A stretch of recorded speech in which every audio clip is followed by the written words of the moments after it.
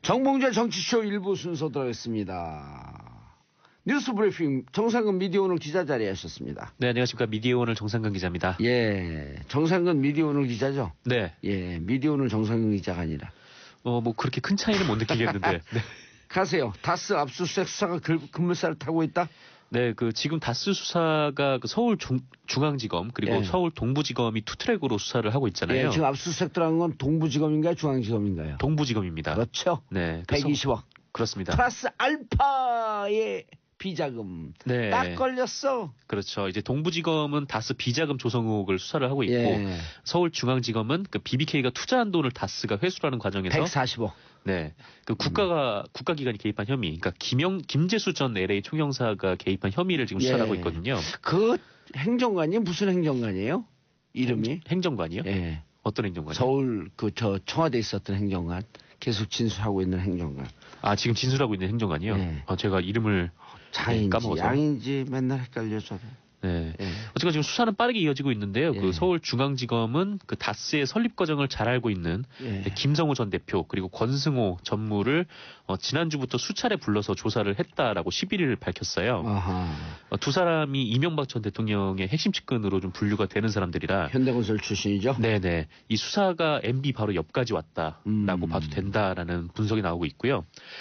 그리고 동부지검은 아까 말씀하신 대로 11일 날 경북 경주의 다스 본사 그리고 주요 임직원의 사무실과 집 10여 곳에 대해서 동시에 압수수색에 들어갔습니다. 회계장부랑 전산기록 그리고 하드디스크 등을 압수했다고 하고요. 압수수색은 이명박 전 대통령의 큰형 이상은 다스 회장의 자택도 포함됐다고 합니다. 검찰은 압수물 분석이 끝나는 대로 120억을 횡령했다는 격리 직원 등을 소환해서 조사를 할 예정이고요. 예. 한편 국세청도 지금 계속해서 다스의 해외 법인의 자금 흐름을 쫓고 있는데요.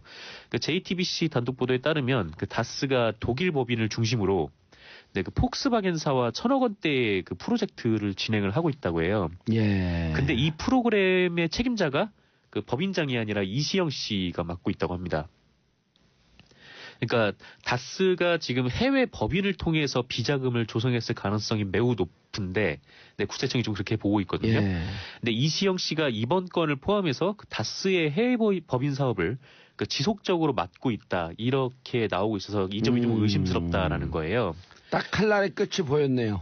네, 그렇죠. 누구를 겨냥하냐? 이시영을 겨냥하고 있습니다. 그렇죠. 이시영까지 딱 가면 그 다음에는 이명박 아니죠. 바로 가게 되는 거죠. 이시영 전무죠 지금. 네, 전무로 알고 있어요. 이시영 전무 딱 구속시키면요. 아버지가 네. 끝까지 내 거 아니다. 이렇게 얘기 못 하거든요. 아, 그런가요? 예, 그들이 했던 수법 네. 그대로 돌려주는 겁니다. 그렇군요. 제 촉이 딱 왔어요. 이시영이다 이거는. 과연 그럴까 싶기도 한데 예. 어떻게 보면 최순실도 정유라에서 무너졌던 거 아닙니까? 그렇죠. 아니 네. 그러니까 무너지지 말고 끝까지 내 거 아니라고. 이시영 소환해서 조사하는데도 끝까지 내 거 아니다라고 한번 버텨봐라. 네. 라는 겁니다. 네, 그렇습니다.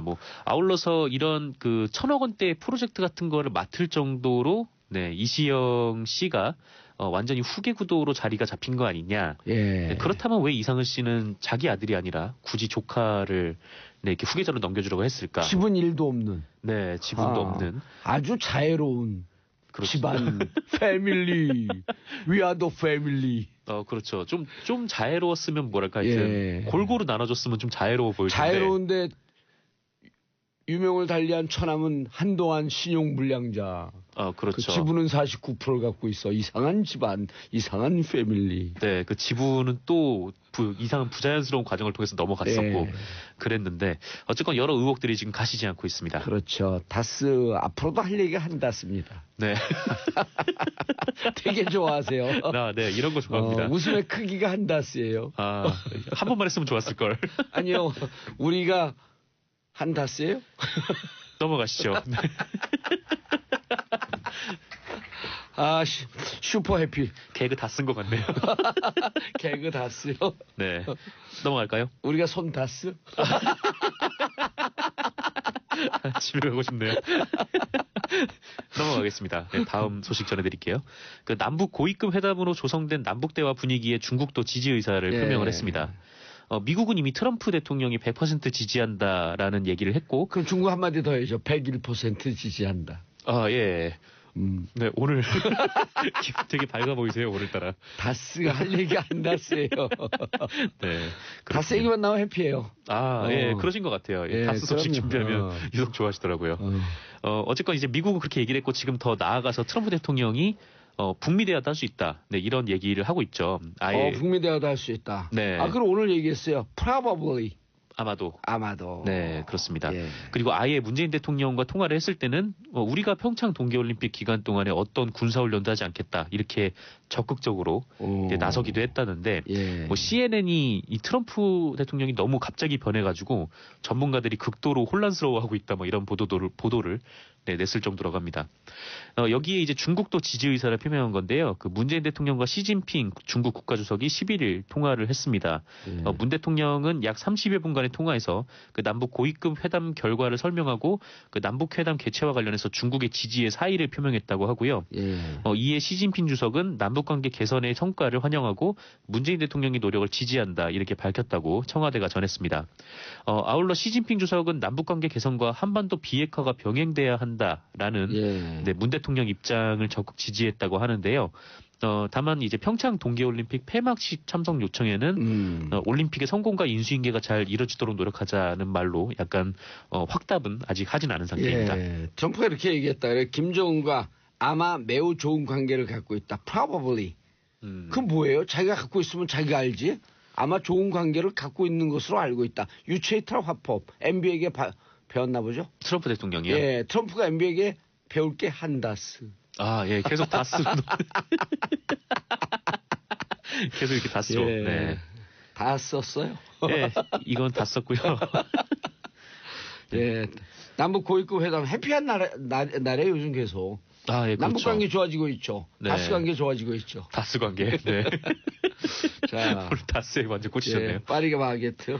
네, 그 불법 파견으로 논란이 됐던 파리바게뜨 노사가 제빵사의 자회사 직접 고용 방안에 합의했습니다.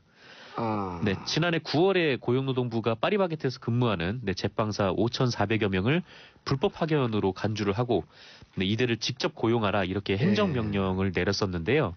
하지만 파리바게뜨는 이에 맞서서 법원에 가처분 신청까지 내면서 버텼는데 가처분도 기각이 됐고 또 제빵기사들을 직접 만나서 직접 고용에 반대하지 않냐. 직접 고용 당하기 싫지라고 그 동의서에 사인을 받는 그런 이제 일종의 꼼수를 하다가 결국은 그렇게 지금 이제 합의가 된 거죠. 자꾸만 이런 사람들 이렇게 꼼수 부리면요 감옥에 보내서 감옥을 한 다스 살려야 돼요. 네, 그래서 다스. 네, 오늘은 다스로 다 쓴 것 같네요. 예, 또. 네, 그래서 직접 고용을 합의했다. 네. 지금 정부가 계속 과태료 압박 그리고 소송 부담 이런 그럼요. 압박을 계속 가하니까 파리바게뜨 돈 잘 벌잖아요. 사회는 잘 버는 사람들이 좀 여유 있게 써야 돼요. 그렇죠. 네. 계속 최저임금 가지고 태클을 거는 사람들이 있는데 우리가 여기서 한번 한 다음에 사이다라고 박수 받았잖아요.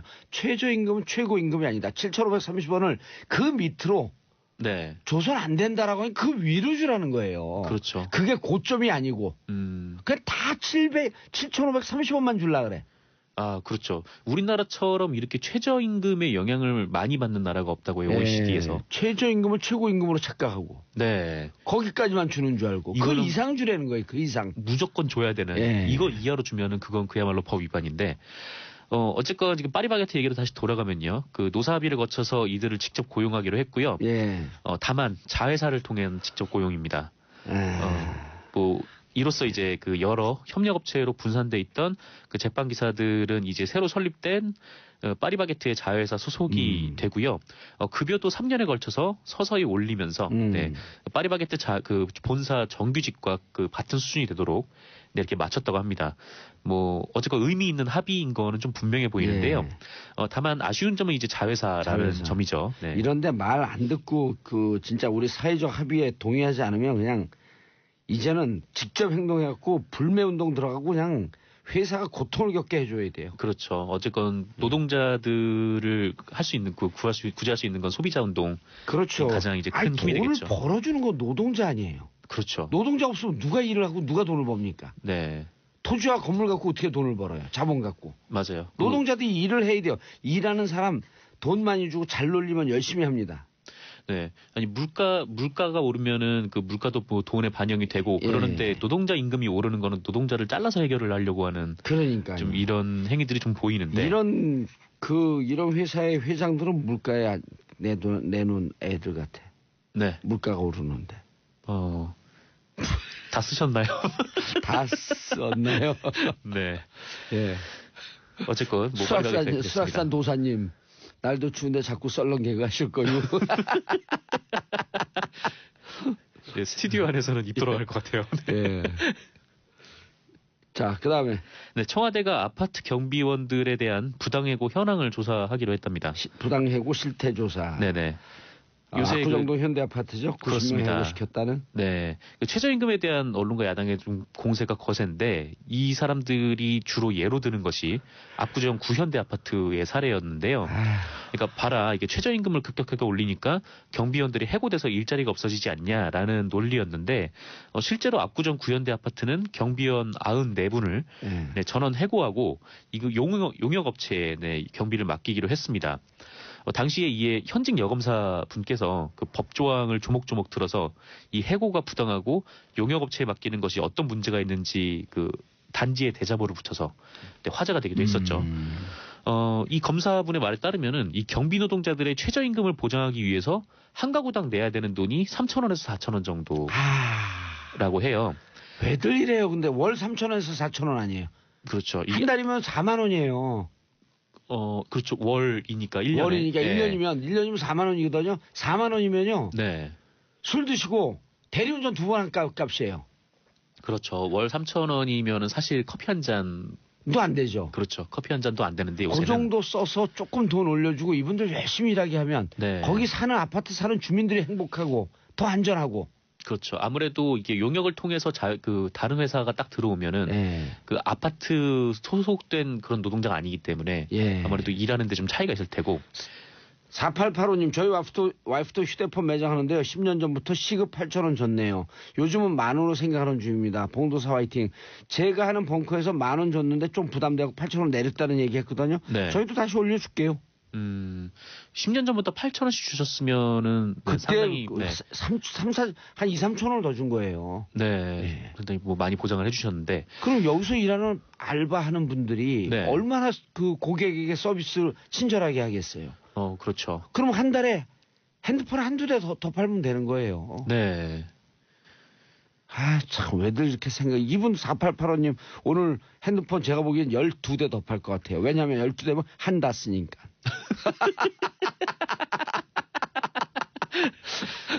네. 예, 가시죠. 아유, 네.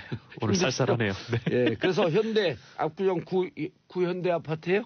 네, 압구정 구현대 아파트에 지금 이런 문제가 있는데 예. 그래서 청와대가 이 아파트에 대한 부당해고 가능성을 보고 네, 고용노동부에 시사를 한 겁니다. 예. 대통령께서 이제 기자회견에서 최저임금에 대한 확고한 의지를 드러낸 만큼 지금 청와대가 최저임금 TF를 발족을 시키고 대응에 나서고 있는데요. 장하성 정책실장이 직접 압구정 현대 아파트를 찾아서 경비 노동자들을 면담했다고 해요. 네. 답은 현장에 있다. 그렇죠. 예. 그래서 면담 후에는 부당해고 가능성이 있다라고 1대1 보고. 면담했대요? 12명씩 면담했대요? 한 분씩 했는지 아니면 같이 모여서 했는지 그건 잘 12명씩 하는 게 가장 모르겠습니다만. 효율적이에요. 왜냐면 12명이 한다 쓰니까. 네. 알겠습니다. 예. 한다 쓰란 말을 한 12번 하는 것 같네요. 이성준님 우리 아파트도 경비 2명 자르고 1명 새로 고용하더라고요. 이러지 마세요 좀 제발. 한 가구당 3,000원 더 내요? 압구정 현대 아파트의 경우에는 그렇습니다. 한 달에? 네. 그리고 이제 장하성 실장은 그 최저임금 인상을 이유로 그 청소 노동자를 아르바이트로 대체하겠다는 방침을 세운 고려대도 찾아가서 네, 회의를 했다가 간담회를 열기도 했다고 합니다. 예. 장하성 교수가 또 고려대 출신 아니에요? 네, 모교죠. 예. 네, 모교에 갔는데 고려대가 이렇게 뭐 청소 노동자를 이렇게 대체하겠다고 뭐 그렇게 나오고 있는 모양이에요. 그래서 좀 따뜻한 날도 추운데 따뜻한 사회 만듭시다. 네. 서로 조금 양보하고 최저임금 없는 문제에 사람들 대해서는 조금 더 신경 써주고. 네, 청와대가 지금 챙기고 있습니다. 예, 알겠습니다. 청와대가 직접 챙기기 전에 네. 있는 분들이 조금만 더 양보하면 돼요. 그럼 사회가 무척 밝아지고 그러면 그 최저임금 그만큼 주면요. 네. 장단컨대 1% 경제 성장률 더 오릅니다.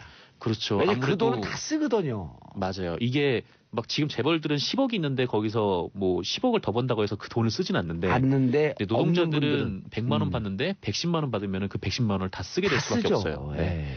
다스가 또 나왔네요. 알겠습니다. 네. 안혁주님, 정상근 기자님 웃어주시나 수고가 많았습니다. 오청 얘기 많이 하셔서 당 떨어지실 텐데 쿠쿠다스 보내드리겠어요.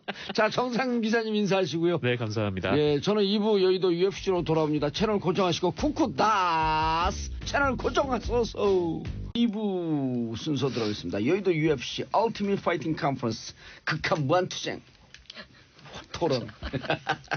자, 오늘 함께 하실 분, 박주민 더불어민주당 의원 자리하셨습니다. 예, 안녕하십니까. 박주민입니다. 예, 모처럼 나오셨어요. 자유한국당 홍보본부장이라고 하는 대단한 직위를 갖고 있는 박성중. 오늘 또 3대1에 포위된 남자, 불쌍한 남자.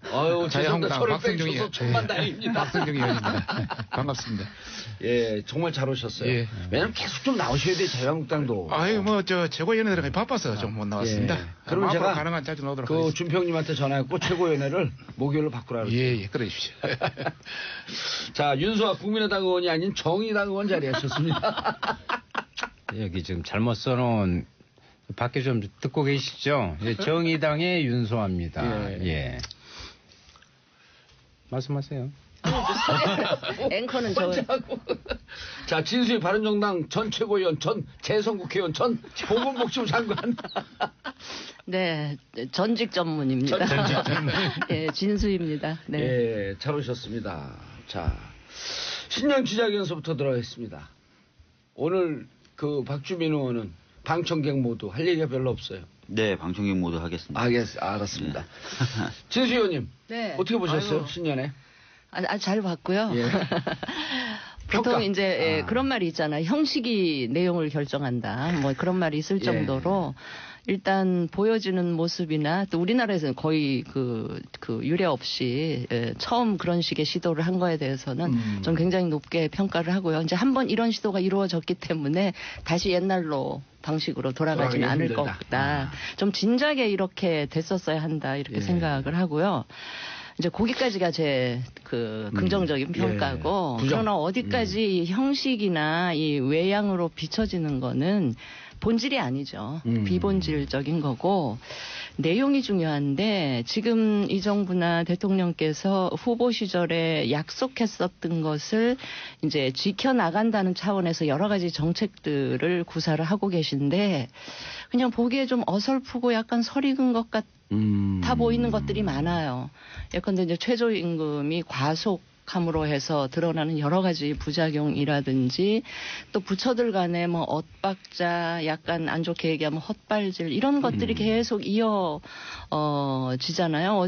어제만 해도 법무부 장관이 그 가상화폐 거래소 폐지한다고 했다가 바로 불과 뭐 얼마 안 돼서 또 청와대에서 아니라고 뭐 이러고 그런 엇박자라든가 왜 어린아이들 영어 교육 하는 거 있잖아요. 방과후 공교육의 틀 안에서 하는 그것도 폐지한다 그랬다가 또 뭐 연기한다 이랬다가 이제 그런 게 제가 지금 짧은 시간에 줄줄이 다 얘기할 수는 없고 그런 것들이 너무 많이 이제 이렇게 되다 보니까 국민들이 이제 지난 그 해까지는 이제 뭐 박수치고 했지만 이제 이 새 정부가 하고 있는 일들이 진짜 내 삶에 어떤 좋은 쪽으로 작용을 하는지에 대해서 이제 의심을 하기 시작하면 이거는 우리 정부 여당이 그렇게 그냥 느긋하게 지지율만 믿고 그냥 갈 수는 없는 상황이 이렇게 계속 지금 올 거다.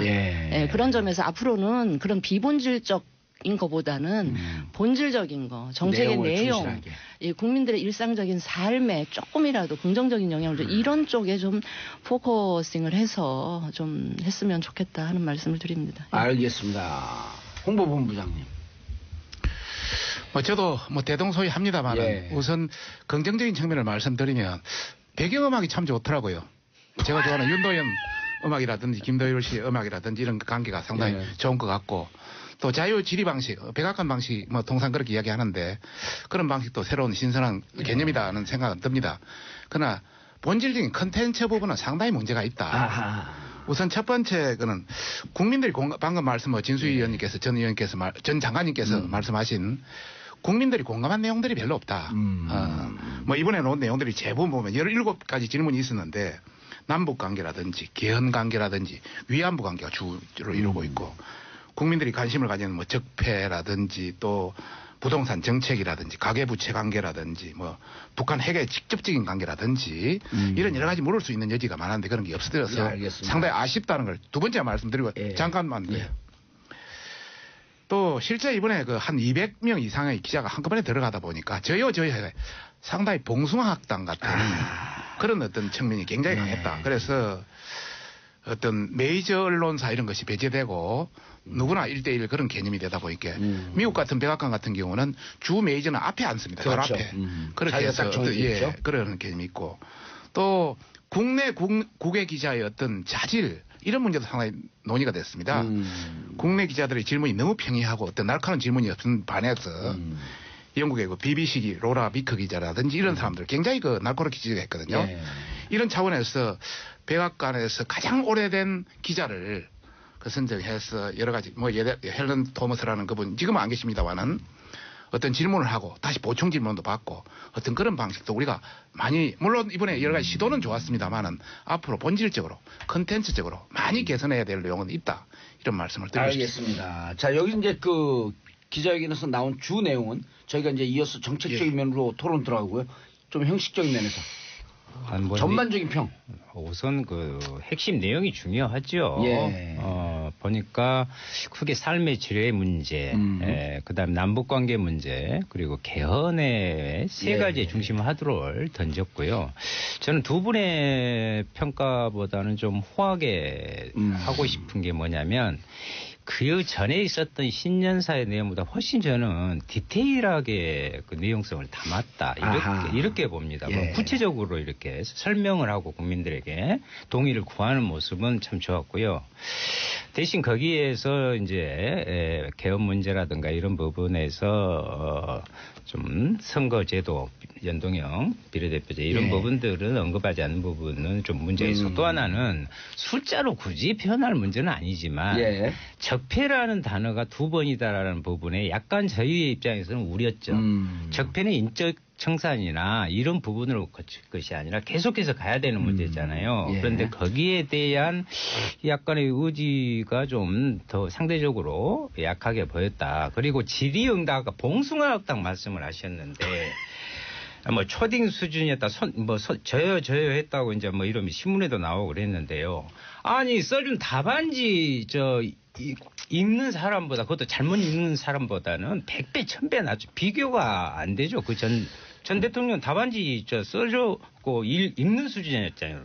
그래도 문장이 연결이 잘 안 되는 그런 패단이 있었지 않습니까? 아니 거기랑 상대평가를 하시면 어떡해요? 아니 지금까지 부분에서 그런 부분에서 훨씬 나았고요. 또 하나는 대신 좀 아쉬운 점은 그 부분과 관련해서 아까 말씀하신 대로 분야별로 좀 분배를 좀 해서 질의 부분 17차례 했는데 질의와 응답인데 질의 응답도 약간 좀 원론적인 수준 내용성이 좀 서로 좀 부족한. 알겠습니다. 박주면 의원님. 뭐 여러 가지 지적해 주셨는데 적폐라는 단어를 이제 두 번 썼다라고 이제 지적을 해주셨는데 적폐 청산에 대해서는 뭐 신년사가 아니더라도 누차 강조를 해왔기 때문에 그 부분에 대해서는 걱정을 안 하셔도 될 것 같다는 말씀을 좀 드리겠고요. 연동형 비례대표제 관련돼서도 대통령님께서 시정연설 국회에 두 번 와서 말씀하실 때마다 선거제도 개편도 아울러서 말씀을 하셨습니다. 그러니까 그 부분도 역시 걱정 안 하셔도 될 것 같고요. 그다음에 주제라든지 이런 부분이 좀 골고루 안 다뤄진 것 아닌가라는 그 지적을 해주셨는데 사실상 모든 내용을 다 준비했다는 겁니다. 그리고 기자들에게 자유롭게 질문해줬기 때문에 그 질의응답 과정에서 충분히 해명이 될 것이라고 생각을 했었답니다.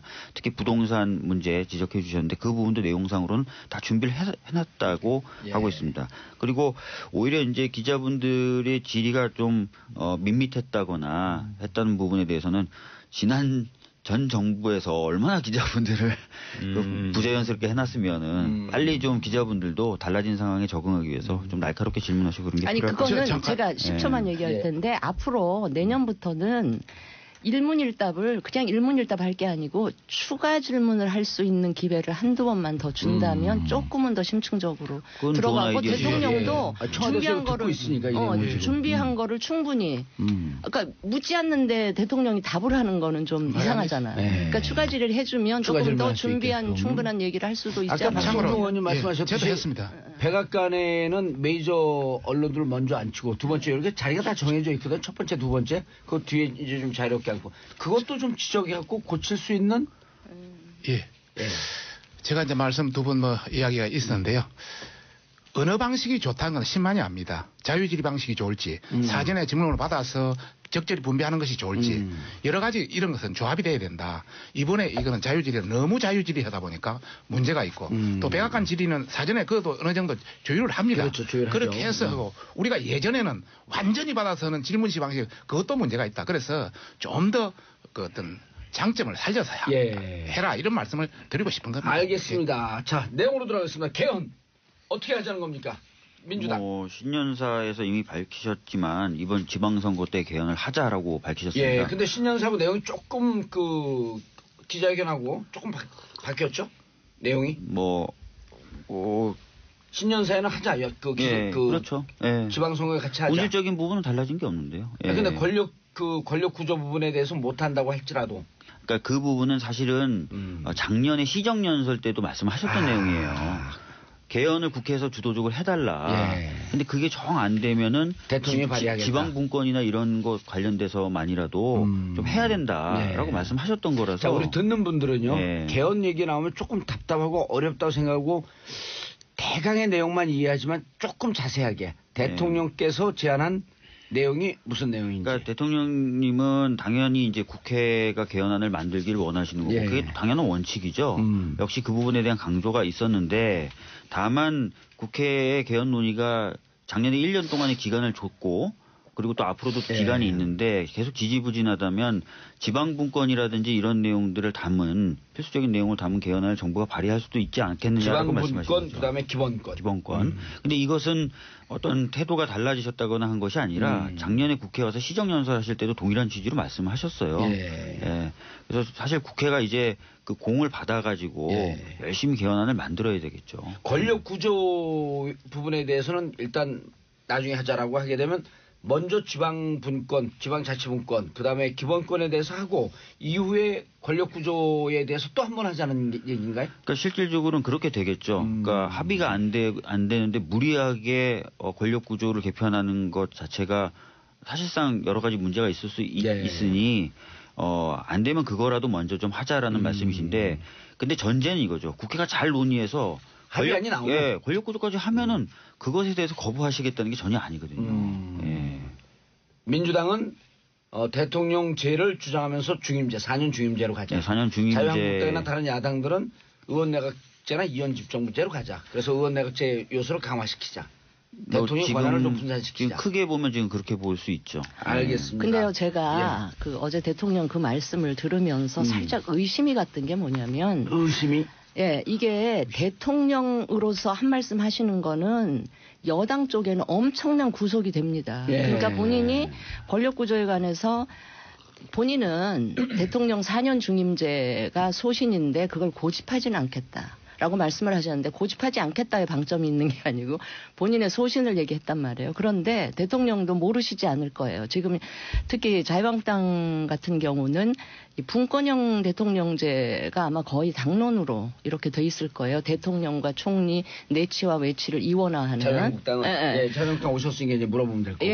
거의 그런 거를 아시면서도 살짝 지나가듯이 내 소신은 그거지만 고집하지 않겠다. 이렇게 한 말씀 하시는 거가 그 얘기를 들으면서 대통령이 과연 정말 이 개헌에 대한 의지가 있는가를 이제까지는 제가 의심을 안 했는데 어제 그 말씀을 들으면 살짝 의심을 하면서 심지어는 무슨 생각까지 들었냐면 기본권, 지방분권 먼저 하고 뭐 이렇게 그거는 그 야당의 합의를 이끌어내기가 어려운 상황인데도 그런 얘기를 하시는 거는 결국은 이 개헌을 지방선거용으로 생각을 해서 이 국민들 다수가 개헌을 원하는데 자유한국당이나 야당이 반대해서 개헌을 못합니다. 특히 지방 분권을 담고 있는 이 내용의 개헌을 못합니다라는 거를 은근히 부각시키면서 이걸 지방선거용으로 가져가려고 하는 게 아닌가라는 의심이 정치적 꼼수를 갖고 있는 거죠. 제가 그런 의심이 들지 이야기 계속 나오니까. 그래 근데 바른정당 입장은 뭡니까? 바른정당은 지방선거 때 하자는 거예요? 지방선거 때 하자는 거예요. 하자는 건데 어차피 대통령이 개헌안을 만들어서 발의를 해도 국회를 통과해야 되기 때문에 결국은 국회가 합의안을 만드는 걸로 가자. 그런데 6월이면 좋겠다. 6월에 하자는 거는 우리 후보 공약 중에 일부였기도 하거든요. 어쨌든 뭐 그 지방분권이나 기본권, 지방자치분권, 기본권에 대해서는 합의할 수 있는 수준까지 갈 수 있다라고 하는 게 이제 모든 당의 중론이에요. 권력구조에 대해서는. 권력구조에 대해서는 이제 우리 당은 아직 딱 하나의 당론으로 만들어지지는 않았는데요. 우리 유승민 몇 명 되지도 않잖아요. 그렇죠. 근데 유승민 당 대표는 이렇게 비웃는 것 같으세요. 아니 그것이 아니라 우리 정의당보다는 2배 많아요. 2배 미처 미치지 못하죠. 아니 그래서 유승민 당 대표는 4년 중임제 이야기를 이제 후보 때도 하시고 하셨는데 그걸 가지고 그 10분이 모여서 단일안으로 아직 만들지는 않았어요. 그런데 이게 본격적으로 진행이 되면 아마 당론을 만들 겁니다. 자유한국당. 우선 이번에 대통령께서 말씀하신 것이 2월 말까지 국회에서 해라. 못하면 3월 말에 정부 안 내겠다. 대통령 문재인 안 내겠다. 이런 뜻입니다. 이것이 본다면은 개헌 시간표의 데드라인을 일단 줬다. 개헌 시간표의 데드라인을. 그리고 대통령 중임제, 4년 중임제라는 이 완전히 어떤 가이드라인을 제공해버린 겁니다. 지금까지 여당인 민주당에서 4번의 어떤 개헌에 대해서 자체 토론이 있었습니다. 결론 못 냈습니다. 이번 것 때문에 아마 1월 말까지 내야 될걸요. 뭐 이런 차원에서 완전히 민주당은 청와대 여의도 출장 소화되었다. 이런 말씀을 우선 드리고 싶고요. 지금까지 개헌 문제에 대해서 개헌 문제에 대해서 개헌 빨리 하라고 전화 오면. 한 방 했어. 여야가 계속 협의를 해왔습니다. 지난때도. 그래서 이번 6월 말까지 논의를 하자. 이렇게 열흘 전에 합의되었습니다. 그런데 이것도 깨고 이제 전체적으로 문제가 있다는 말씀을 드리면서 저희들이 왜 이렇게 이제 핵심적으로 반대를 하느냐. 우리도 개헌은 하자는 이야기입니다. 또 권력 관련해서는 이원집정부제 아니면 대통령 분권화된 대통령제로 하자는 개념인데 대신 6월 13일이 아니고 올해 말까지 12월 말까지를 하자. 이렇게 주장을 하는 겁니다. 그 이유는 대선 전에는 분명히 대선 전에 개헌을 하고 대선에 들어가자라는 입장이었을 거예요. 그렇습니다. 대선 후보의 입장에서는 같이 하자고 분명히 이야기를 했습니다. 지금 와서 전반적으로 여러 가지 분석을 해보니까 여러 가지 문제가 있다. 이런 차원에서 일단 그런 것이고요. 우리가 이제 이렇게 입장 바뀐 거에 대해서 국민들에게 한 말씀 하시죠. 오늘. 네, 그러겠습니다. 지금 바뀌었죠, 입장은. 그렇습니다. 우선 개헌의 핵심은 권력 구조 문제입니다. 대통령제 문제입니다. 이것이 합의가 안 되는데 할 수가 없는 진행할 수가 없다. 나머지는 합의할 수가 있는 거고. 그다음에 개헌 시기와 내용 절차 이런 것은 국민의 어떤 합의가 되는데 국회라든지 이게 대통령 뭐 청와대 정부 요걸로 결정될 문제는 아니다. 이런 말씀을 드리고 싶고 또 우리가 뭐 지금 청와대라든지 정부에서 이야기하는 이거 1,200억 아끼려고 뭐 이야기를 많이 하더라고요. 여러 가지 어떤 효율성 측면에서 신고리 5, 6호기 연장해가지고 4천억 날라갔는데 이 정말 우리가 31년 동안 이 헌법 개정 기다렸습니다. 1987년에 됐으니까 왜 6개월을 못 기다렸냐 이런 말씀을 드리고 싶고 원천적으로 지금 청와대나 정부에서 안을 내도 국회에서 3분의 2가 통과돼야 됩니다. 그렇죠. 국회에 3분의 2가 지금 297석이 있습니다. 198석을 얻어야 되는데 저희들이 117석입니다. 저희들이 동의하지 않으면 절대 통과를 못합니다. 그럼 왜 이렇게 추진하느냐. 결국 우리 전 장관님 말씀대로 정략적인 어떤 이것을 빌미로 해서 지방선거에 유리한 구도를 형성하고 전국의 어떤 정치적 어떤 선점 전략을 할 그런 의도의 뿐이다. 우리는 그렇게 해서 자유한국당은 연말까지 6월까지 논의하고 연말에 하자. 아니, 잠깐 한마디 더 하는 거는 잠깐 이번에 지방선거에 전체적으로 본다면 투표를 7번을 해야 됩니다. 서울 예를 들면 서울시장, 서울시의원, 서울시의원 비례대표, 구청장, 구의원 비례대표, 교육감 7번을 선거합니다. 여기에다가 개헌까지 들어가면 뒤죽박죽이 돼가 엉망진창이 돼. 본말이 하는데 숟가락 하나 더 얻는 거네. 그래도 본말이 전도된다. 이런 차원에서. 근데 그건 국민들을 너무 우습게 하는 거고요. 아니, 진작부터 이제 그렇게 하고 있는데. 애초에 그러면 6월에 같이 개헌하자. 그건 너무 경강부회적인 이야기고요. 실수한 것도 아니고 오늘 또 보니까 역시 3대 1이네. 아니. 그런 차원에서 전반적으로 정말 헌법 개정은 중요한 문제다. 그래서 단독으로 떼어서 전반적으로 충분히 논의하고 국민들의 공감을 얻자 이런 차원입니다. 알겠습니다. 논의가 조금 부족하다. 잠깐만요. 우리 청취자분들이 이해해야 되니까 우리끼리 얘기하는 게 아니니까. 권력구조 개편이 가장 중요한데 그게 합의가 안 됐으니 그거 합의할 때까지 충분히 논의하고 연말에 하자. 그러죠. 라는 입장이죠. 자유한국당 입장은. 자, 아니 자유한국당에서 왜 6개월 못 기다리냐 이런 이야기 했잖아요.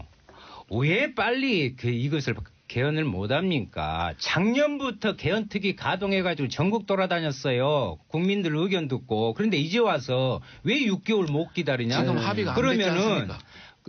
제가 분명히 말씀드립니다. 12월 되면요. 또 홍준표 대표님이요. 그 다음에 12월 이야기하다가 영원히 날아갈 수가 있어요. 아니 그때는 홍준표 대표 안 계셔요. 그럴까요? 그런데 지금 자치단체장 6개. 우리 정의당은 여당보다 더 여당이라고 저 평소에 알고 있습니다만. 말씀 들어주시죠. 그것은 말씀 좀 들어주시고요. 상대 당에 대한 그것 A가 아니라고 보고요. 마찬가지로 저는 진짜 저희 정의당은 제대로 된 제1야당입니다. 네. 지금 자유한국당이 질적인 측면에서 제1야당이 아니에요. 제일 지금 잘못된 야당이고 그렇게 생각하지 않습니다. 개헌의 부분에 이 앞전에 뭐라 지금 기가 딱 막히는 김성태 원내대표가 이런 이야기를 하셨어요. 대선 공약을 내걸었다고 액면 그대로 실천해보면 대한민국 재정이 거들라고 나라. 이게 무슨 소리입니까 이것이. 아니 그러려면 대선 공약 뭐하러 합니까. 또 대선 공약 안 지킨다고 그렇게 난리칠 때는 언제고. 그래서 개헌의 문제는 우리가 1987이라는 영화를 봤잖아요. 거기에 30년 묵은 그 부분들을 이제 새롭게 정말 국민들의 기본권부터 해서 권력구조까지 전체적으로 해요. 필요를 국민들이 전부 느끼고 있다. 알겠습니다. 잠시 뒤에 그리고 지금도요. 재선공약 그대로 지키면 시기가 충분해요. 광고. 자, 김영옥님 정치쇼 좋아해서 유튜브로만 봤는데 댓글 달고 싶어 골라 가입했어요. 감사합니다. 자, 광고 듣고 여의도 UFC 3부에 계속 돌아오겠습니다. 채널 고정나소서 쇼 3부 순서 들어가겠습니다. 청취자 여러분들 함께 해주시기 바라겠습니다. 샵 1035 짧은 문자 50원, 긴 문자 100원. 김은영님, 의원님들 토론 열심히 하시는 얘기를 들으니 저 같은 일반 국민들도 개헌에 관심을 갖게 되네요. 국민들의 기본권, 국민들의 권리를 신장하기 위해서 의원님들이 이렇게 토론하는 거기 때문에 반드시 관심을 가져야 됩니다. 허명님, 정봉재 정치쇼 그 어느 때보다 오늘은 더 열기가 느껴집니다. 박성중 의원님이 나오셔서 그래요. 좀 자주 나오세요. 자주. 자유한국당이. 강미래님 설거지하면서 물소리 함께 듣다 보니 전국 사투리네. 유튜브 때문에 그래. 설거지 30중단. 제가 서울에 40년을 살았는데 이 사투리가. 자, 열띤 토론 응원합니다. 원 고향은 어디세요? 경남 남해입니다. 경남 남해. 예. 지금 지역구도 남해인가요? 저는 서초입니다. 서초. 아, 서초. 서울 서초. 박주민 의원님 고향이? 전 서울이에요. 서울 중랑구. 네, 중랑구에서 거의 나고 자랐죠. 경기도죠, 지역구가. 아니요, 은평. 서울 은평갑. 예. 아, 지금 후원금 슈퍼갑이에요. 후원금 1월달에 매기는 분이에요. 축하드려야 되는 거 아니에요? 무슨 백봉 신사장 대상 받으신 거 같아요. 상은 다 받아요. 그거 상이 한 다스야. 세월호 때문에 제비보다 많은 구원문도 제비보고. 저희들은 너무 불쌍합니다. 그러니까 제가 아니 이제 그게 부정적인 의미 아니니까 좋게 받아들이겠습니다. 부정적인 의미는 아닙니다. 원고향은? 그러니까 태어난 곳은 서울이고요. 서울이요. 근데 이제 본적은 경기도예요. 근데 증조할아버지 때 북한으로 가셨다가 6.25 때 내려오셨죠. 피남 월남민이네. 네, 월남. 자, 여기 월북 했다가 월남하셨구만. 그러니까 증조할아버지 때 선교 때문에 이북으로 가셨다가. 왜 벼랑간에 종국으로 몰아? 왜 그 사람을 종국으로 몰아 벼랑간에? 그것이 아니라. 여기 갑자기 그 시청자분 우리 봉도사님 이런 게 좋아. 시청자분의 의견을 존중해. 전국 사투리 대회 한다고 한 것 같으니까 전부 지금 호적하고 있잖아요. 예. 신상가? 예, 저는 그 전라남도 해남이요. 예. 땅끝 해남이 원 고향이고요. 참 고향 하나 얘기했는데. 예. 초등학교 7개, 중학교 4개 거쳐서 목포에서 지금까지 살았어요. 왜 이렇게 오래? 부모님이 공무원이었어요? 예, 아버지 따라다니라고요. 아버지가 주로 뭐 사회적 정의와 상관없이 하여튼 약간 불이 있으면 책상을 많이 엎으셨거든요. 위에 사람. 그래가지고 전학을 많이 다녔어요. 직업이 뭐냐니까 책상 엎고 얘기하지 말고. 공무원이요. 공무원이셨고. 예. 지금도 똑같은 피를 받으신 것 같아요. 저 진수이는 충청도 태생이에요. 대전 출신입니다. 오, 그래요? 네. 오, 저하고 같네. 제가 홍성 출신 아니에요? 교도소 홍성에서 나왔어요. 알겠습니다. 아까 윤석 의원님 발언이 그 중간에 끊겼어요. 예. 마무리 정리해 주시죠. 마무리하는 게 이제 시작해야 되는데. 우리가 이제 개헌하면요. 이제 금방 봉 교사님께서 말씀하셨는데 대단히 국민들께서 이제 추상적으로 이렇게 생각하시거든요. 그런데 개헌하면 헌것을 다시 바꾼다는 이야기인 것인지. 근데 헌법에 이 헌자라는 그 크다. 집. 헌자 이렇게 거거든요. 법의 집이다. 그만큼 모든 근간이 되는 것이고 그런데 이제 우리 뭐 시청자들 법은 누가 그러잖아요. 도로교통법 있는데 그러니까 헌법 위반했다 이렇게 안 하잖아요. 그런데 헌법은 너무 멀리 지금 국민들한테 있는 거예요. 예. 그래서 이거 생활 속에 가장 근간이 되는 것이다. 그런데 지금 말하는 개헌은 30년 이 넘은 87년 때는 개헌이라는 게 다른 게 뭐 없었어요. 군부 독재 시대에서 직선제하고 대통령을 그렇죠. 직선제하자 이것밖에 진짜 중심이 없었거든요. 헌재 설치에 관한 것도 추가했고. 예, 그래서 이제는 국민의 기본권부터 해서 전반적으로 새로운 사회에 대한 거기에 부합하는 법의 근간을 만들자. 예. 거기에는 반드시 선거제도 개편까지. 알겠습니다. 예. 선거제도 개편도 노소. 그러면요. 기본권, 예. 그다음에 지방자치, 예, 권력구조 개편, 거기다 예. 플러스 헌법 개정 사항인 권력구조 개편까지 노소, 봉도사님 선거제도 정리 다 개편까지 해주시고. 노소. 예. 자, 그러면 자유한국당에서 아직 토의가 좀 덜 됐다. 예. 그 부분에 대해서. 토의 충분히 했고요. 자, 각자 상대방 다른 의원들이 한 거에 대해서 반박하고 그 반박에 대해서 답변하고 다음 주제로 넘어갑니다. 지금 일정도 충분합니다. 아까 저 대통령 발언 이야기 하시면서 그랬는데 지금 일정이 20일 그다음에 60일 이내 그다음에 30일 이내 국민투표 이렇게 가는데요. 이내라는 부분이 있기 때문에 얼마든지 특히 3월 말 대대란 2월 말이 아닙니다. 그래서 3월까지 해서 하면 충분히 할 수 있습니다. 그리고 많은 준비가 실질적으로 내용이 이미 되어 있습니다. 시간도 여유 있고 토론도 그런데 대단히 여기서 지금 정략적으로 이 개헌의 문제를 바라보는 일부 야당의 문제. 구체적으로 찍으세요. 일부 야당 그러지 말고 애들로 이제 앉아 계시니까 얌전하게 지금. 그런데 이제 그래서 그리고 약속을 어긴 부분 이런 부분들 때문에 지금 지방선거와 이 부분하고 무슨 상관이에요? 오히려 지방선거로 막 이거 쟁점을 이렇게 이거 왜곡하는 것 자체가 알겠습니다. 문제다. 자, 박 의원님. 저도 좀 말을 해주셔야 돼요. 방청객 뭐 여당은 박주민 의원님. 사실 제가 여당이다 보니까 이제 막 얘기하기는 좀 그런데요. 일단은 윤석 의원님이 말씀하신 대로 개헌 관련된 논의가 있었다. 전 작년 1년 동안 충분히 개헌 논의했었고, 그다음에 시간이 없다? 그렇지 않다는 거죠. 3월 15일 정도가 제가 보기에 마지노선이에요. 계산해 보니까. 그럼 2달이 남았기 때문에 지금까지 논의됐던 내용들 정리하고 국민분들 만나나가고 해도 충분히 할 수 있다. 참고로 박주민 의원은 변호사예요. 네. 그리고 저만큼 법을 잘 알아요. 그리고 지금 현재 개헌에 대해서 부정적인 입장을 밝히신 야당분들이 사실은 예전에 조기 개헌을 얘기하셨었다. 그때 보면은 기간도 사실 더 짧을 수밖에 없는 상황이었기 때문에 그런 부분에 대해서 한번 다시 짚어보셨으면 좋겠다는 말씀 드리겠고요. 그래서 개헌을 진짜 하시고 싶다고 하신다면 그리고 작년에 이미 하셨던 말씀도 있으니까 이 남은 기간 동안 어떻게 충실하게 할 것인가에 좀 집중해 주시는 게 좋을 것 같다는 말씀. 이미 많은 내용이 나와 있고 쟁점도 다 나와 있기 때문에 좀 정리만 하면 되겠다. 알겠습니다. 박성중 자유한국당 의원님. 오늘 나오시길 잘했죠? 잘했네요. 예. 개헌에 대한 부분은 너무나 중요한 부분이다. 지금 1987년에 해가지고 31년째 아닙니까? 예. 충분히 논의해도 시간을 가지고 충분히 논의해도 아깝지 않다. 이거 뭐 한 6개월 못 기다리냐 이런 말을 다시 한번 드리고 싶고 두 번째 말씀드리고 싶은 것은 예를 들어서 지방 분권이라든지 기본권은 뭐 지금 우리 저희들은 양성평등을 주장하는데 성평등 뭐 이런 개념이더라고요. 그런 관점에서 여러 가지 뭐 쟁점도 있을 뿐더러 지방 분권에 대한 부분은 법률로 해도 충분하다. 그래서 가장 중요한 것은 권력 구조다. 이것은 정말 논의를 해도 시간이 많이 걸리지만 빨리도 할 수 있겠지만은 또 충분한 논의가 더 필요한 부분도 있다는 말씀을 드리고 싶고 다시 한번 말씀드리면은 저희들 말씀드리고 싶은 것은 12월 올해 6월 13일 날 지방선거 때 꼭 이 전체 같이 묶여서 해야 되느냐.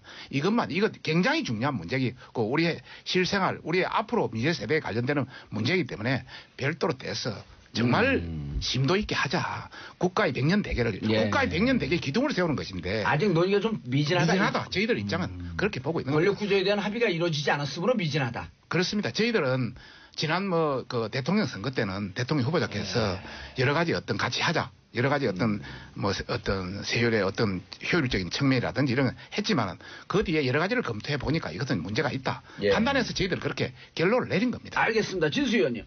진수 의원님은 6월 같이 하자. 6월 같이 당의 했으면 합의는 좋겠고요. 언제 이루어집니까? 그 다음은. 당의 합의 우리는 10분밖에 안 되기 때문에 일단 한번 논의하면 하루 이틀이면 당론 만들어지는 거는 뭐 문제가 아니고요. 하시죠, 좀. 문제가 아니고요. 저는 우리 박성중 의원님께서 지방선거에 그냥 곁다리로 끼어서 뭐 김성태 원내총무는 뭐 땡처리 뭐 이렇게 얘기를 하셨는데 어차피 국회 차원의 합의안이 만들어진 다음에야 국민투표에 붙일 수 있는 거죠. 근데 국민투표에 일단 붙여지는 순간은 거의 찬반은 결정이 되잖아요. 그러니까 그 여러 장의 투표용지의 개헌안이 뭐 굉장히 중요해서 국민들이 반대할 수도 있는 이런 정도까지 안 가기 때문에 7장 투표는 도장으로 찍고 뭐 개헌하는 인감도장 찍고 이런 거 아니잖아요.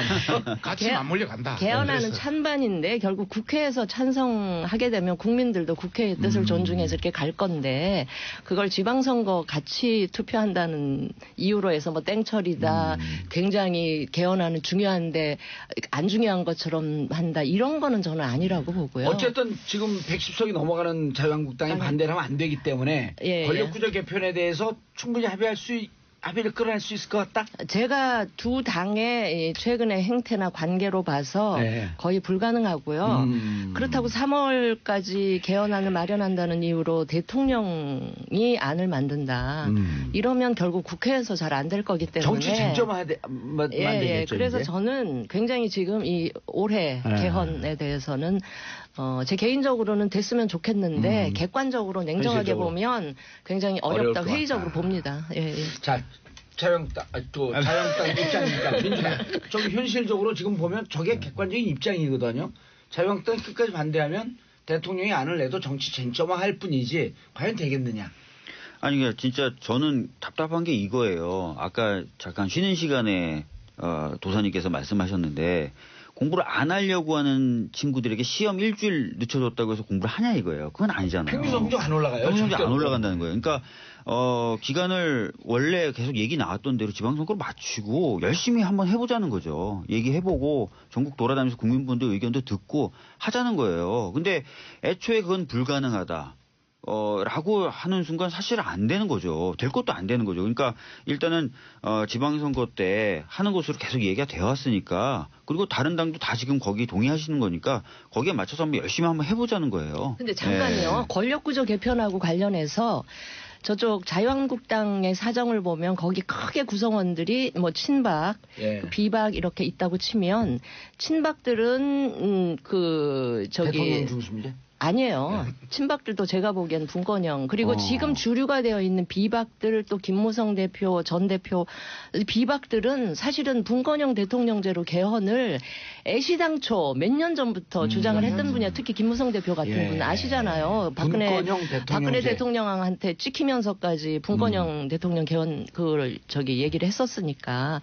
그러니까 그 안을 가지고 그리고 저 민주당 쪽도 보면 지금은 현역 의원 아니시죠. 우윤근 그 그렇죠. 의원님이 예. 개헌하고 러시아 대사로 굉장히 나갔죠. 굉장히 일을 많이 하셨는데 저는 민주당 내 상당수 의원들도 이 분권형에 대해서 찬성을 하고 있는 걸로 알고 있기 때문에 지금 시기보다 그 지금 문제가 되는 권력구조 개편안을 갖고 양당이 지금 국회를 실질적으로 책임지고 있는 양당이 단판을 져라. 단판을 지면서 끌고 가는 좋은 것밖에. 아이디어예요. 어차피 근데 정치는 타협의 산물이기 때문에. 그래야지 그 진정성이 드러나 보이지. 자유한국당 쪽에서 자꾸 무슨 땡처리 얘기하면서 미루는 거는 박주민 조금 의원님. 지금 아주 중요한 지적을 하셨는데 저도 지난 19대 때 개헌을 주장하는 여야 의원들이 있었는데 야당 쪽에는 우윤근, 여당 쪽에 김무성 대표였었거든요.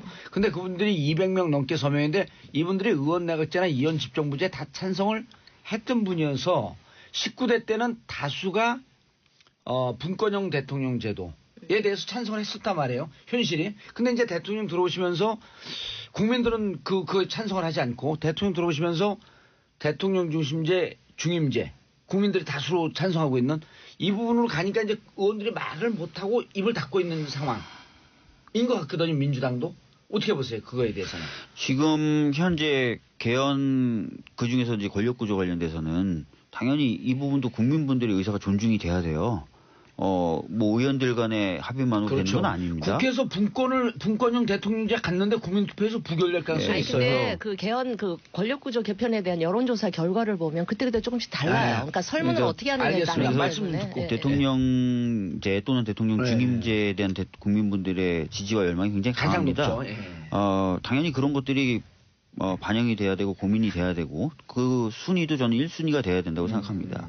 그래서 저희 당도 뭐 19대 때 어떤 입장을 취했는지는 모르겠지만 현재는 제가 알기로는 대통령 중임제를 주장하는 게 다수로 알고 있어요. 당론이죠.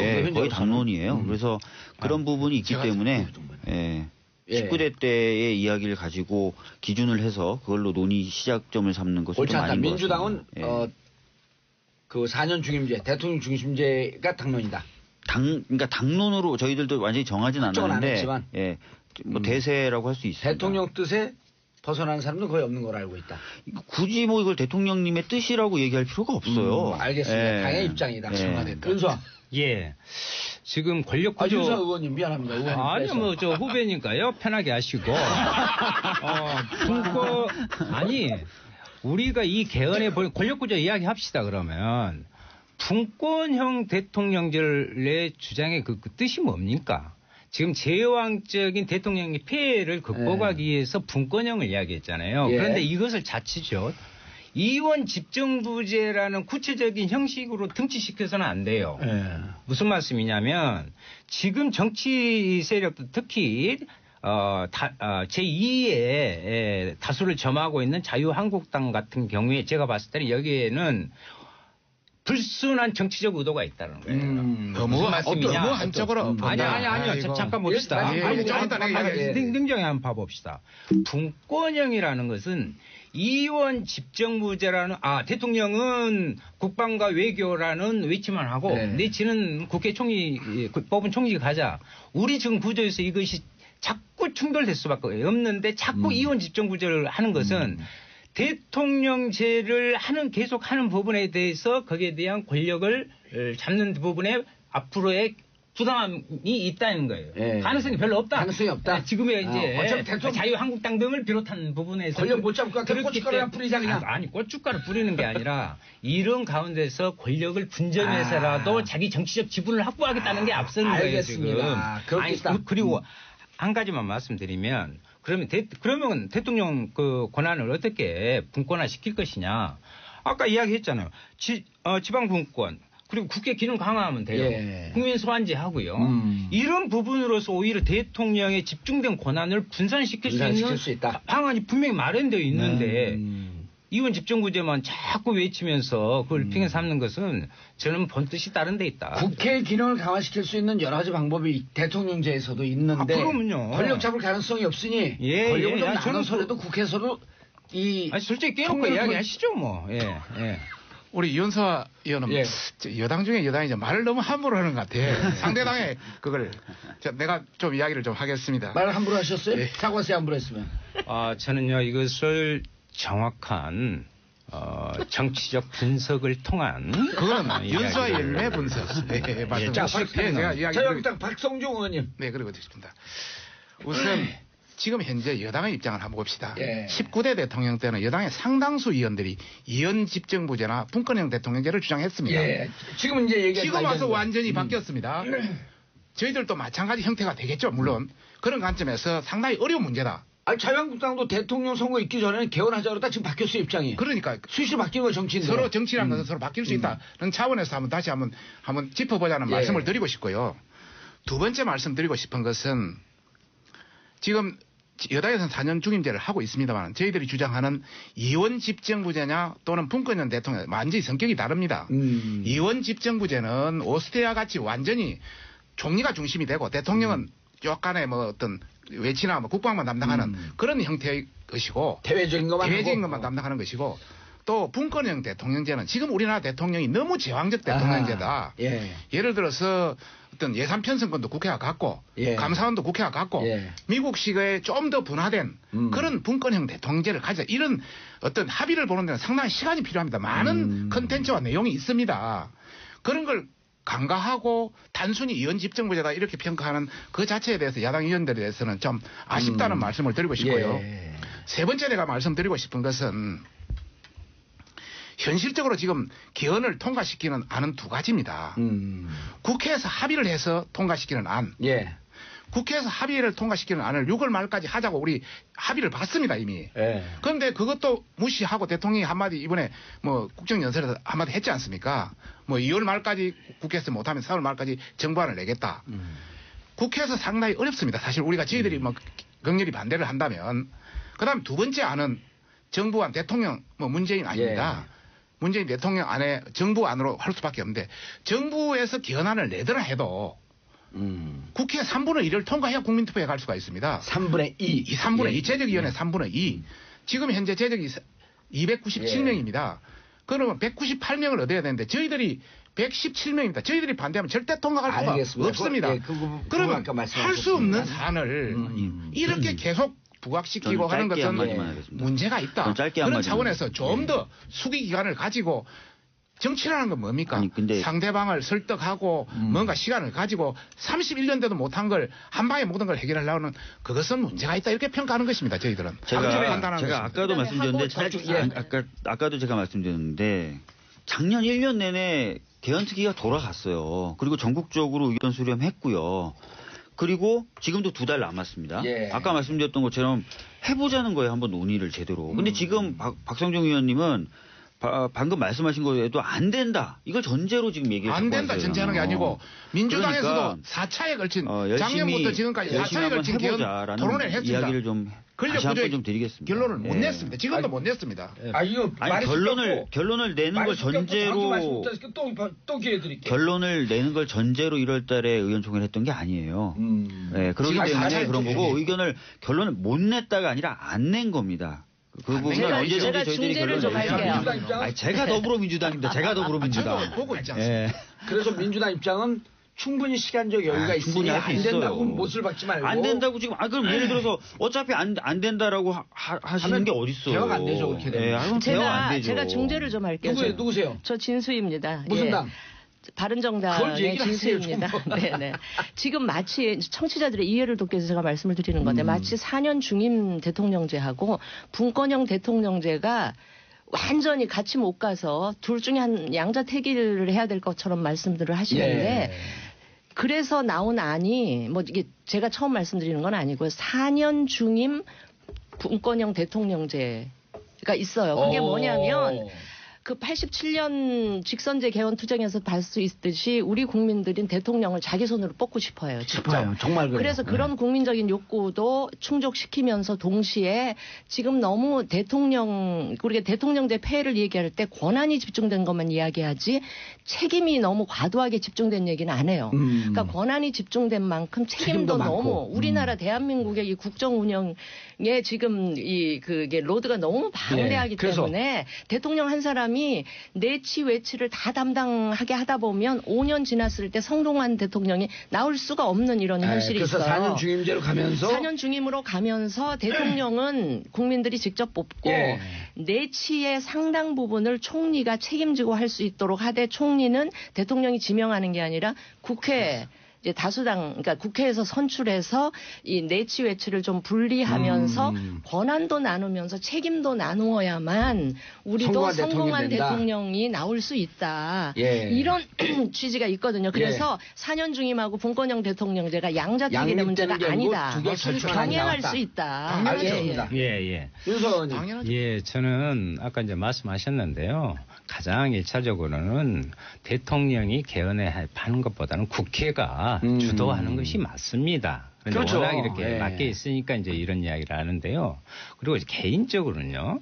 저는 그 의원 내각제라든가 이런 문제는 우리나라의 정치 정당, 특히 정당들이 과연 서구 유럽의 의회 민주주의가 되어 있느냐. 아니 뭐 1년만 되면 당 바꿔불고 뭐 하고 하는 부분에서 즉 정책 정당으로서의 우리 정치적 구조가 되어 있지 않기 때문에 의원 내각제를 하지만 그 부분을 저 절충안에 대해서. 저 절충안에 대해서. 잠깐만요. 그것은 이제 진수 의원님 절충안이 있고 제 절충안은 따로 있어요. 그래서 이제 말씀드리면 이런 건 없어요, 근데. 아니 근데 국민들이 오해를 하고 있는 예. 거야. 하나 저는 뭐 지금 현재 대통령 중임제 이것을 지금 주장하는 게 아닙니다. 예. 그런데 마치 지금 대통령 중임제 발언만 나오면 지금 현직 대통령이 많은 것들을 물어봐요. 다시 또 나올 수 있는 건지. 그건 아니죠. 그건 아니잖아요. 이런 예. 것도 또 국민에게 알려줘야 되고. 맞습니다.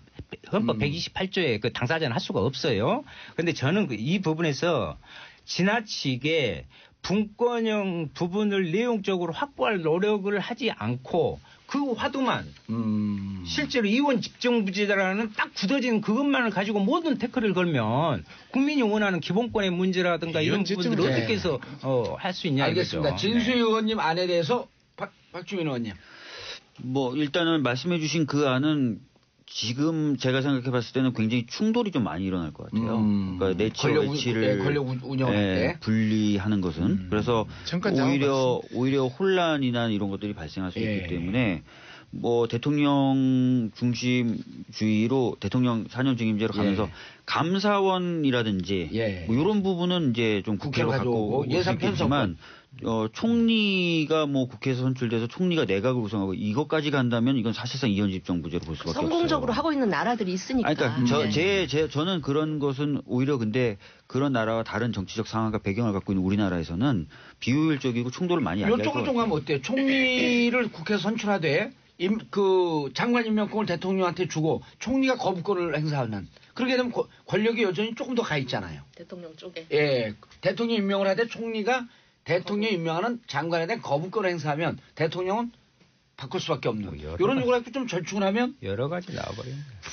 그런 관점에서 예. 시간이 더 필요하면서 예. 분권형 대통령 아니, 시간 그래 3월 9일까지 토의하니까요. 물론 토의는 하죠. 예, 토의 열심히 예전에 하자니까요. 저희들도 토의는 열심히 하자는 겁니다. 토의 열심히 하자. 하자. 여기까지만 하면 알겠습니다. 너무 시간은 열심히 안 부족하다. 하셨기 때문에 알겠습니다. 계속 이 말씀 드리는 거잖아요. 알겠습니다. 네 분 오늘 너무 감사하고요. 네. 인사하시고요. 네, 감사합니다. 감사합니다. 주말에 그리고 등심 드세요. 제가 그 6월에 개헌합시다. 등심집 전화번호 네. 알려드릴게요. 정봉재 정치쇼 4부 비정치회담 들어가 있습니다. 정치 뉴스 빼고는 다 있는 시간. 하재근 문화평론가님 꾸벅. 예, 안녕하세요. 예, 강경윤 SBS 버닝 기자님 꾸벅. 네, 안녕하세요. 스트롱윤 강경윤 기자입니다. 오, 스트롱윤? 네. 강경. 네. 아, 예. 네. 시작하자마자 아재 개그를. 저 소프트적이에요. 왜요? 예. 왜 소프트가 나오죠? 부드러운 부드러운 남자라서. 남자. 아, 예. 봉봉봉. 아, 예, 알겠습니다. 네. 여기 우리 하재근 평론가는 어깨에 네. 딱 이렇게 짐이 얹혀진 것 같아요. 그렇죠. 스트릭트 재근이라고. 아, 예. 짐, 무슨 짐인지 모르죠? 무슨 님이죠? 멋짐. 아우. 아, 예. 해안이 돋보이시는군요. 아, 예. 아침에 김 드셨나 봐요. 무슨 김이요? 잘생김? 잘생김이라고 할 것 같았는데. 아따, 징하네. 무슨 징인지 아세요? 어메이징. 아유, 감사합니다. 네. 힘들어지기 시작하고 있습니다. 네. 예. 김 좋네, 김. 자, 청취율 조사 기간이에요, 지금. 네. 자, 샵 1035 짧은 문자 50원, 긴 문자 100원 문자 보내주시고요. 이번 주, 다음 주 청취율 조사 기간입니다. 긴장 마시고 전화 잘 받아주시기 바라겠습니다. 예행 연습 들어갑니다. 따르르. 여보세요. 여보세요. 어제 라디오 들으셨죠? 당근이죠. 아하, 당근 드셨어요?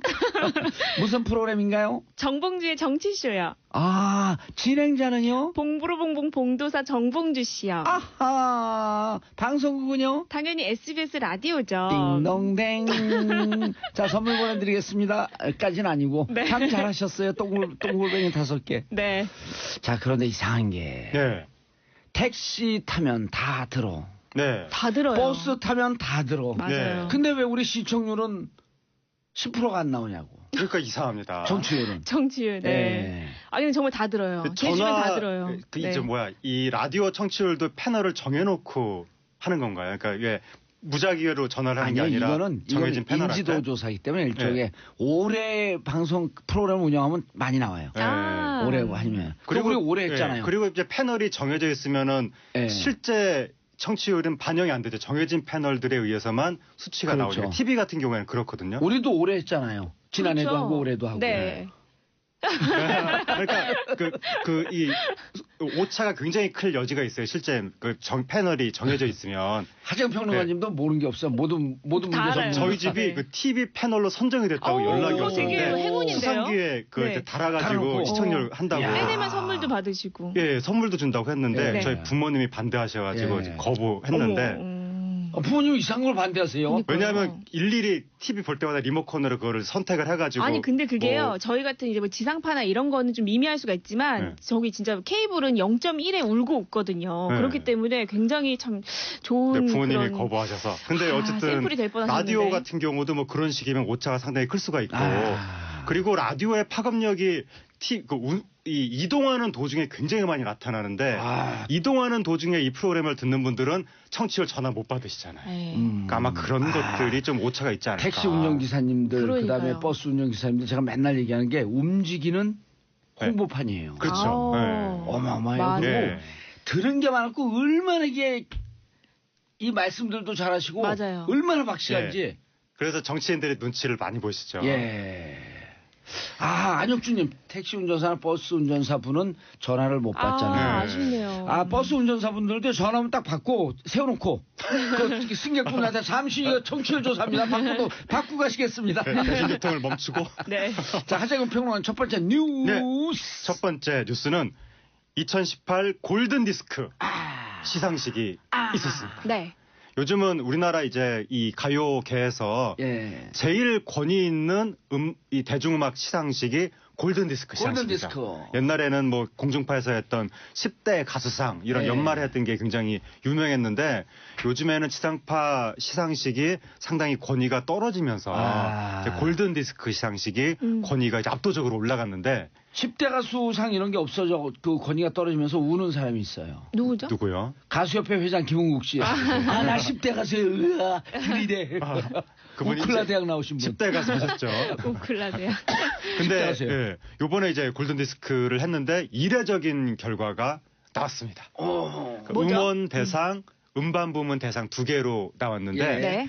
음원 부문 대상에서는 11년 만에 여성 솔로 대상이 나왔고 아이유 씨. 아이유 씨. 예. 그리고 아이유. 음반 부문 대상에서는 10년 만에 BSM 가수가 대상을 오, 받았습니다. 10년 만이나 됐군요. 10년 만에 지난 10년 SM 동안 소속이 아닌. 네. SM 아. 천하였었는데 네. 지금 요번에 방탄소년단은 네. 빅히트 엔터테인먼트죠. 그렇죠. 음. 방탄소년단 거대 기획사, 약간 이제 중소기획사라고 보는데 예. 그 방탄소년단이 요번에 대상을 받았습니다. 네. 소속사가 어디라고요? 빅히트라고 네. 방시혁 씨. 빅히트. 네. 무슨 빅히트. 뜻이에요? 이게 무슨 뜻이죠? 빅히트를 네. 친다는 뭐 뜻이죠. 대박 난다는 뜻이 네. 아닐까요? 아, 빅히트. 네. 아, 한국말로 하면 지금- 대박이네요. 지금 네. 봉도사님이 빅히트. 빅히트라고 쓰셨어요. 빅히트. 아, 빅히트. 네. 진짜 사실- 대박 났죠. 사실 올해 그러니까 작년에는 정말 방탄소년단의 해라고 해도 과언이 아니었죠. 네. 정말 그리고 음반 같은 경우도 이 방탄소년단이 G.O.D 이후로 가장 많이 판 음반이었죠. 164만 장이었나요? 그러니까 149만 장. 149만 장. 요즘은 그렇게 음반 많이 안 팔리는데. 그러니까요. 다 음원 다운을 받기 때문에. 그런데 이게 왜 그러냐면 방탄소년단이 정말 이 좋아하는 팬층의 연령대가 굉장히 높아요. 정말 중년들도 많이 듣고요. 렌지가 넓죠. 렌지가 굉장히 20대서부터 60대까지. 네, 왜냐면 완성도가 굉장히 뛰어나기 때문에 어떤 잘 만든 작품을 봤을 때 아이들도 좋아하고 어른들도 좋아하고 맞아요. 마찬가지잖아요. 방탄소년단은 음악적인 완성도가 굉장히 높아서 사실 이거 만약에 듣고 계시는 뭐 좀 그 중장년층이 계신다면은 방탄소년단은 꼭 알아두셨으면 좋겠어요. 방탄소년단 검색해 보세요. 네, 지금 음악도 한번 방송 듣는 들어보시고요. 분들 방탄소년단 검색해서 거기서 나오는 노래 한두 곡 정도 들어보시면. 네, 그러면은 훨씬 더 젊은 분들하고 말이 하재근 할수 있겠죠? 평론가님, 강경윤 기자님 얄밉죠. 왜요? 방송 시작하기 전에 방송 나가기 전에는 골든 디스크에 대해서 하재근 평론가님 오늘 말씀 많이 해주세요. 그냥 혼자 다 해요. 죄송해요. 워낙 내공에 출중하셔서. 아니에요. 네.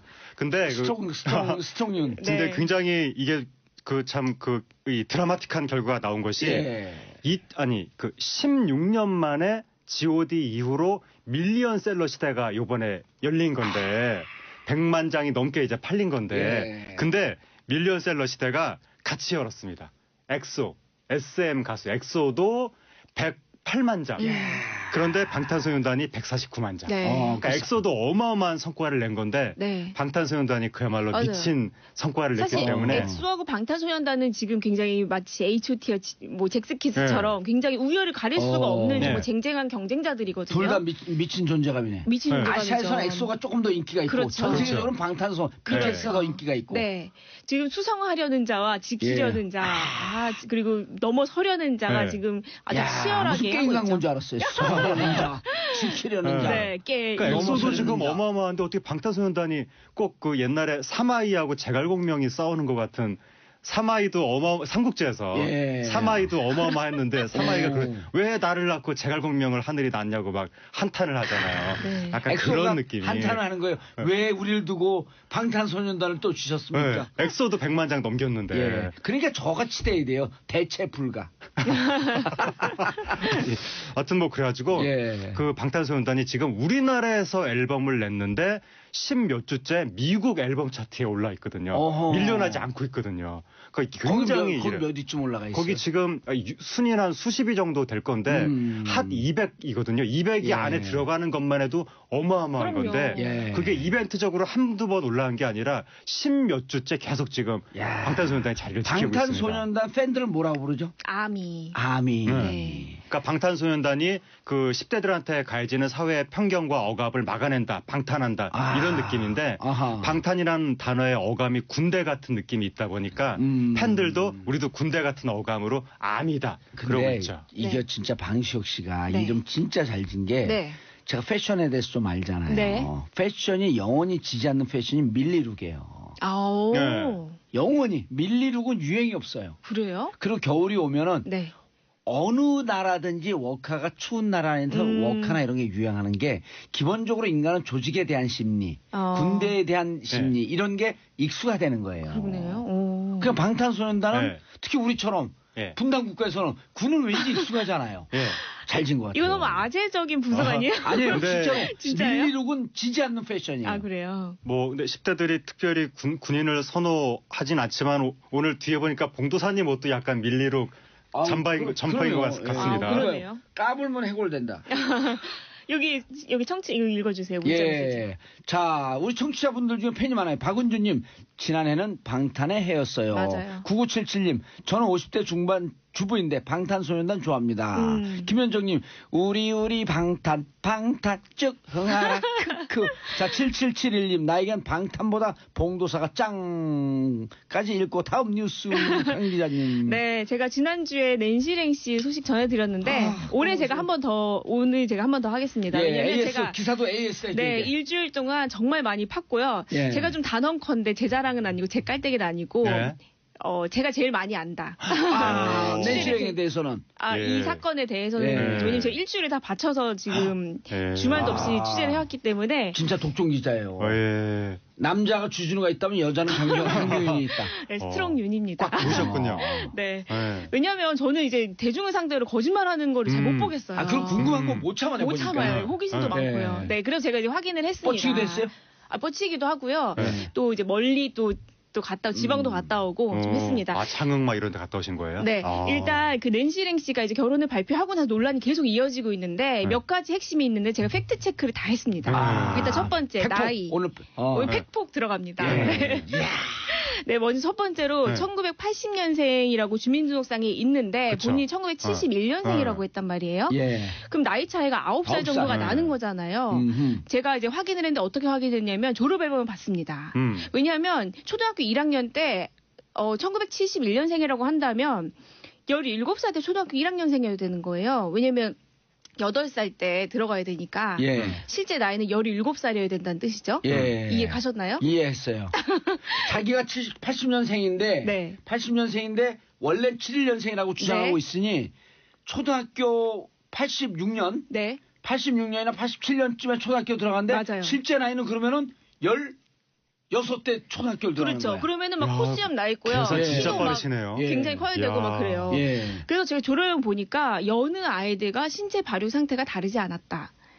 초등학교 졸업 앨범은 졸업을 제가 확인을 했죠. 93년도에? 92년도? 제가 그 날짜는 모르겠는데 80년생이니까 이제 88년도 그 정도에서 87년도, 88년도 그쯤이었는데 입학이요, 졸업이요? 졸업. 입학이죠. 초등학교 초등학교 입학. 유치원 입학과 초등학교 졸업을. 유치원 졸업과 초등학교 입학. 그렇죠. 유치원 졸업과 초등학교 입학에 사진을 봤더니 그 신체 발육 상태가 평범하더라. 그 얘기는 곧 99%의 확률로 80년생이 맞더라.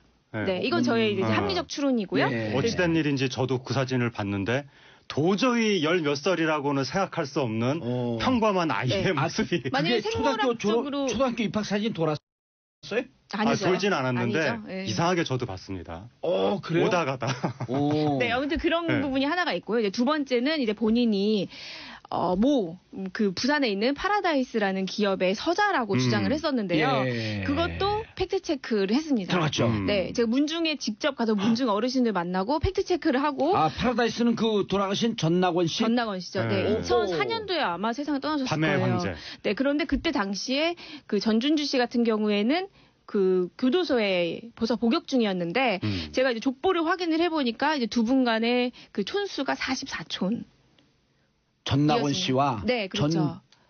준주예요? 네, 그렇습니다. 전준주 씨 44촌이요? 44촌이면은 사실 저와 강호동 씨도 그 정도 아닐까. 아니요, 44촌이면 그냥 국민이에요. 국민 중에 한 사람. 네, 그런 게 좀 있다. 네, 그런 걸 제가 그걸로 봤을 때는 아주 99% 아니다라고 제가 또 이렇게 또 얘기를 할 수가 있고요. 거짓말의 가능성이 99.9%이다. 네. 그리고 이제 본인이 또 얘기한 게 이제 마카오에 어머니가 있다라고 했습니다. 그래서 본인이 직접 사람들한테 이게 내 어머니라고 사진을 좀 이렇게 보여준 게 있어요. 제가 그 주인공, 사진 속의 주인공을 직접 그 입장을 들어봤는데요. 만났어요? 그분이 이제 통해가지고 연락이 와서 이제 연락을 했는데요. 만났어요? 전화 통화를 했죠. 네. 그분인지 아닌지 확인 어떻게 해요, 그러면? 사진도 있고요. 그분 연락처에 그분은 굉장히 좀 사업도 열심히 하고 이래서 약간 공적인 분이에요. 네, 그래서 그분이 어떤 얘기를 했냐면 초미 여사라고 본인이 얘기를 했는데 그분 성함은 초미도 아니고 김씨고요. 한국인이고요. 마카오에 사는 게 아니라 중국에서 그냥 사업을 하시는 분이고. 중국에서? 네. 근데 그 사진 어떻게 구했어요? 그 사진은 이제 그 사실혼 관계였던 H씨라고 있는데 그분이랑 그 김모 씨하고 좀 절친한 사이여서 사진이 좀 있고 그렇게 소개를 받아서 이제 본인의 엄마다라고 얘기를 했던 건데 그 초미 여사라고 그분이 주장을 했던 그 김 씨는 굉장히 황당해합니다. 그래서 이것도 99% 마커에 있는 어머니는 거짓말의 확률이 높다. 저는 이렇게 판단을 하고 있어요. 남자는 내 자식이 아닌지 좀 헷갈릴 수가 있겠지만. 그렇죠. 내가 무슨 짓을 했지? 이럴 수 있겠지만. 출생의 비밀이 있을 수 있다. 그렇죠. 출생의 비밀이 있으면 여자 내가 났는데 내가 기억이 안 나? 네. 이럴 수는 없는 거 아니에요. 그렇죠. 그리고 여담인데요. 그 기업 측에서도 이 기사를 보고 사실 굉장히 황당해했다라는 제가 전언을 들었습니다. 왜냐하면 사실 이 기업이 명예훼손을 걸 수도 있어요. 그럴 수 있죠, 충분히. 네. 그리고 여기에 있던 기업이 이번에만 출생의 비밀을 이렇게 주장하는 사람이 한 번 있었던 게 아니고 과거에도 한 명이 있었기 때문에 좀 뭐 화가 난다 이런 반응이 있었다. 제가 이렇게 전해 들었습니다. 그리고 전준주 씨가 출국 기록 자체가 없다면서요? 그것도 있습니다. 왜냐하면 워낙 복역한 기간이 길고 그 이후에는 계속해서 HC랑 같이 살았기 때문에 죄송합니다. 그 전자발찌라는 거 있잖아요. 발찌를 만약에 하고 있으면 출국할 때 굉장히 복잡하고요. 반드시 보호자, 신원을 보증할 수 있는 보호자가 있어야 되기 때문에 누구에도 알리지 않고 혼자 출국을 한다는 건 사실상 불가능하다. 네, 그렇게 돼 있고 그리고 이제 여러 가지가 있는데 아니 그걸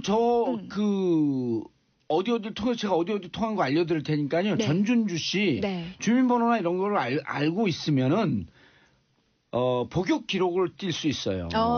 네. 예. 복역 기록은 사실 확인은 했습니다. 확인했어요? 네. 몇 년도 사셨어요? 지금 취재 들어가시는 거예요? 몇 년도? 일단 그 20대 초반에, 그러니까 20살 정도에 4년 정도를 복역했고 3개월 정도 나온 뒤에 그 다음부터 이제 9년인가 8년 정도를 해서 12년 정도에 출소를 한 거죠. 네. 2012년, 9년이면 8개월, 총합이 13년 내지 13년 내지 12년을 사는 거예요. 네, 맞습니다. 네.